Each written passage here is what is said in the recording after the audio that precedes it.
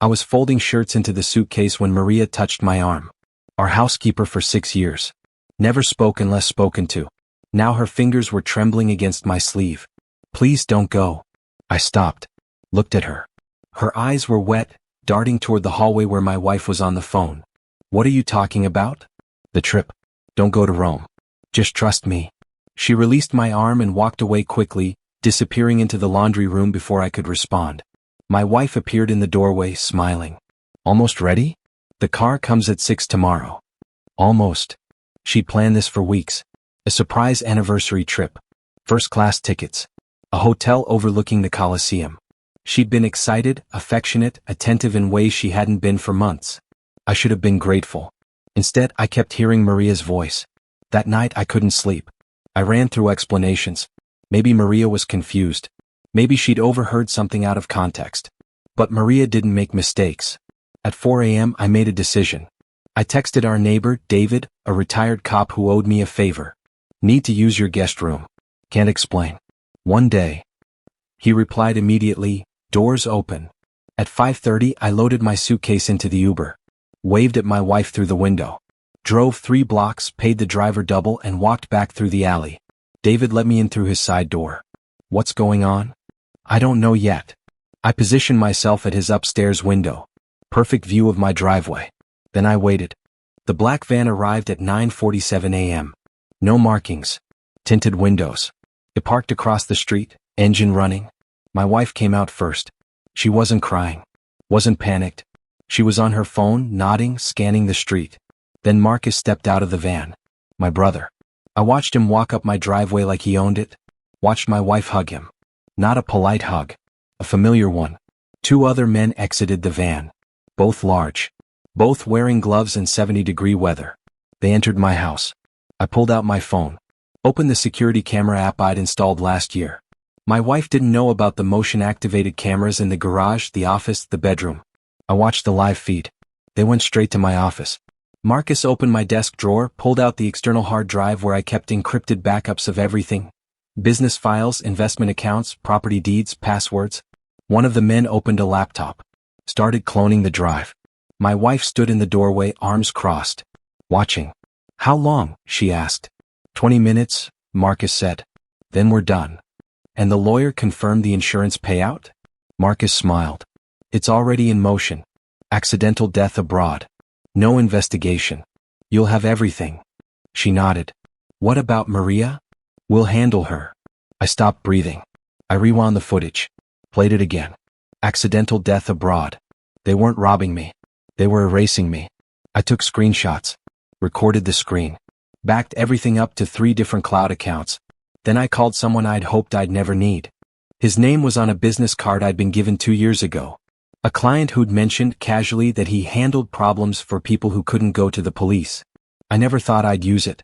I texted the number, need consultation. Urgent. Willing to pay. The reply came in 30 seconds, address. I sent it. 2 hours. I sat in David's guest room. Watched the cameras. Marcus and his crew left at 10:15. My wife locked up. Got in her car. Drove away. I didn't move. At noon, a man knocked on David's door. Late 50s. Suit. Calm eyes. He didn't introduce himself. David let him up. Show me what you have. I played the footage. All of it. Explained the Rome trip. The timing. The insurance policy I'd signed 6 months ago when my wife suggested we update our coverage. He watched without expression. When it finished, he leaned back. Your brother's involved. That complicates feelings. I don't have feelings about this. He studied me. Good. What do you want? I want them to believe it worked. Then I want them destroyed. Legally or? Legally. I want them in prison. He nodded. You'll need to disappear for a while. Make them think you're dead. Give them time to move assets, collect payouts, celebrate. They'll get sloppy. How long? 2 weeks. Maybe 3. And then? Then we introduce evidence they can't explain away. He stood. I'll need access to your accounts, your lawyer, your files. Everything. I handed him a USB drive. It's all here. He pocketed it. Stay here. Don't contact anyone. I'll be in touch. He left. I sat in the silence. Pulled up the security feed again. My wife was back home. Smiling. Texting someone. I watched her pour a glass of wine. Not yet. The man's name was Garrett. Former federal investigator. Now private. He called that evening. I've reviewed everything. You have enough for fraud, conspiracy, attempted murder. But we need them to act. Right now it's just talk. What do you need? A body. Silence. Not a real one, he clarified. We stage your death. Overseas. Make it messy enough that dental records are required. I have contacts in Italy.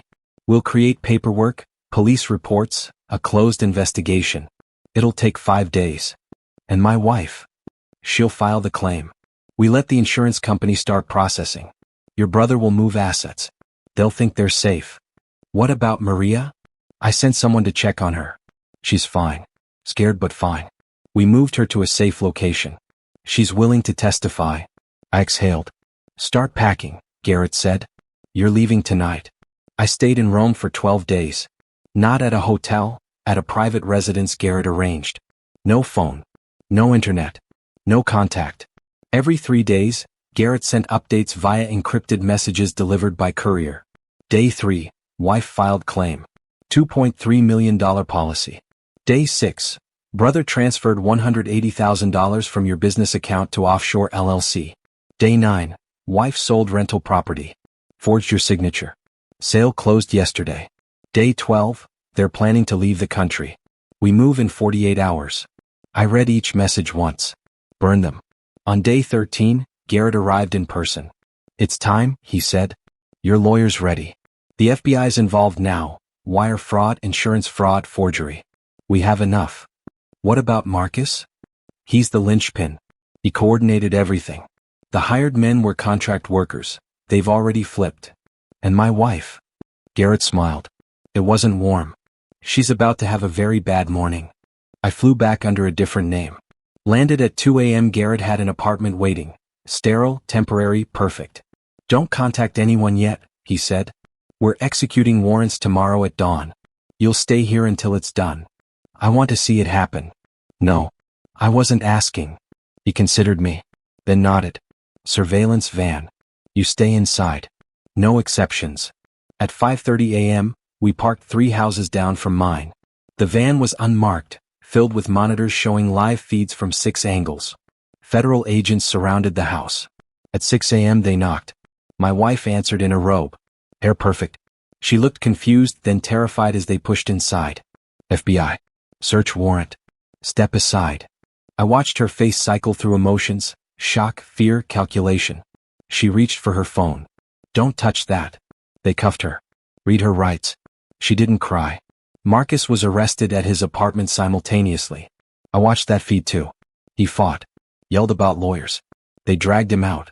By 8 a.m. both were in federal custody. By 9, agents had seized computers, phones, financial records, the forged documents from the property sale. Garrett's phone buzzed. He listened, then hung up. Your wife just asked for a deal. Tried to blame everything on Marcus. Will it work? No. We have her on tape discussing your death. Signing forged documents. Collecting the first insurance payout installment. I nodded. When do I come back? Tonight. We'll stage your return. Make it public. The story is you were in a coma after an accident. Just woke up. Saw the news about your own death. Perfect. At 6 p.m. I walked into a police station.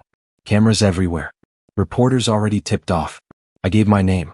The desk sergeant's face went white. Call the FBI, I said. Tell them Ethan Marshall is alive. The news broke within an hour. Man declared dead returns. Wife and brother arrested for fraud and conspiracy. My phone, my real phone, reactivated, exploded with messages. Friends, colleagues, relatives. I ignored them all. I went home. The house was exactly as I'd left it. Except now it was a crime scene. Yellow tape. Fingerprint dust. Evidence markers. A detective met me at the door.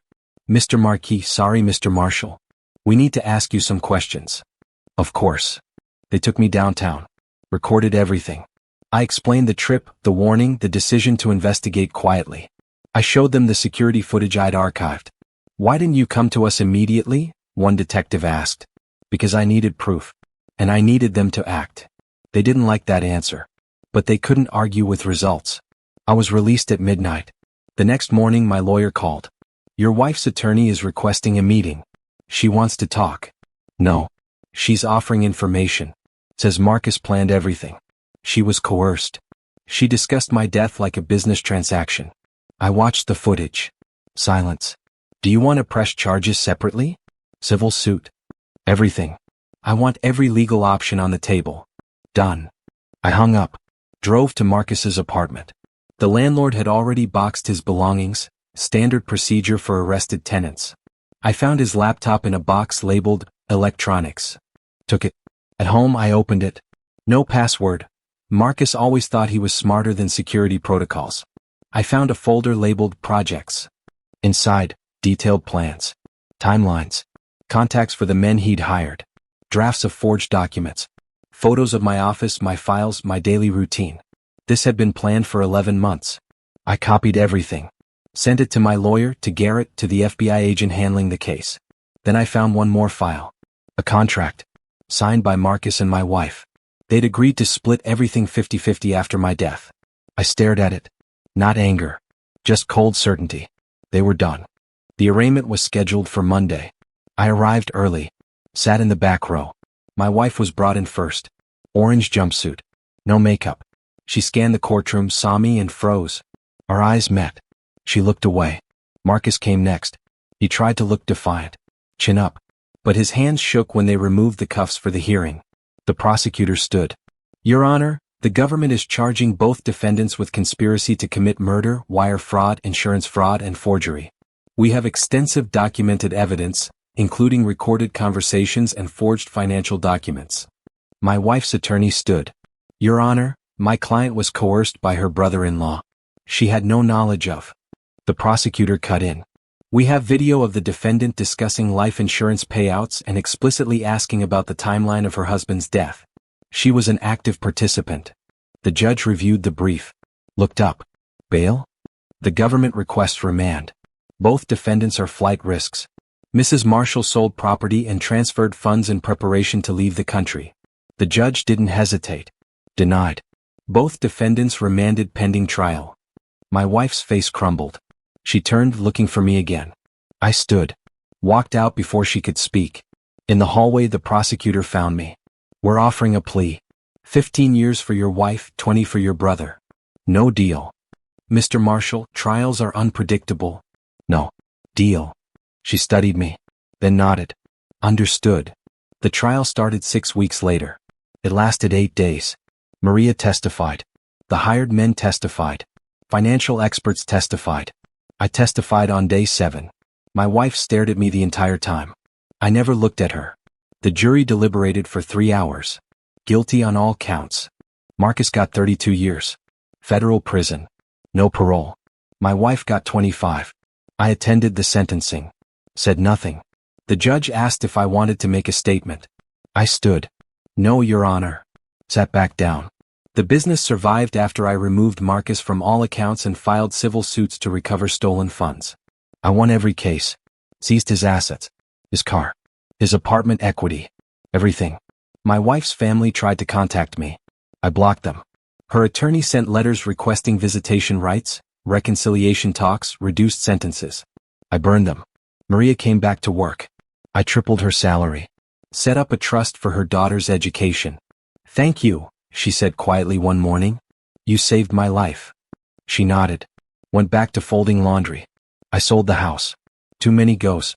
Bought a loft downtown with a view of the city. Started over. One evening I received a letter. Prison postmark. My wife's handwriting. I held it for a long time. Then I threw it away unopened. Some doors once closed stay that way.